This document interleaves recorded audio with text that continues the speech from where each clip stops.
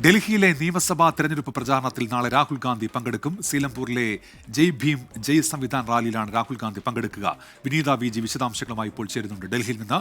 വിനീത, എന്തൊക്കെയാണ് വിവരങ്ങൾ? ഉന്മേഷ്, ശക്തമായ ത്രികോണ മത്സരം തന്നെ ഡൽഹിയിൽ ഉണ്ടാകുമെന്നാണ് ഇതുവരെയുള്ള സ്ഥിതിഗതികളിൽ നിന്ന് മനസ്സിലാക്കാൻ കഴിയുന്നത്. സ്ഥാനാർത്ഥി പ്രഖ്യാപനമൊക്കെ ആം ആദ്മി പാർട്ടി ഉൾപ്പെടെ ഏതാണ്ട് പൂർത്തിയാക്കിയിട്ടുണ്ട്. BJP-യുടെയും കോൺഗ്രസിന്റെയും ഒക്കെ അവസാന ഘട്ടത്തിലാണെന്നും അറിയാൻ കഴിയുന്നുണ്ട്. ഇതിനോടകം ഈ പ്രചരണവുമായി നേതാക്കളൊക്കെ രംഗത്തിറങ്ങിയിരിക്കുകയാണ്. നാളെ രാഹുൽ ഗാന്ധി പങ്കെടുക്കുന്ന പ്രചരണ റാലി ഉണ്ടാകും.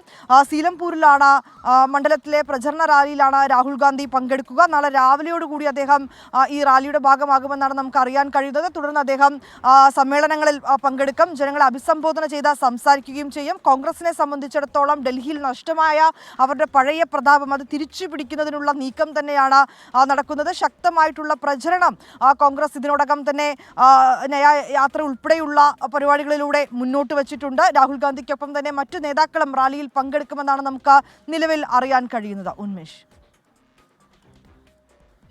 വിജിയാണ് ഡൽഹിയിൽ നിന്ന് വിവരങ്ങൾ നൽകിയത്.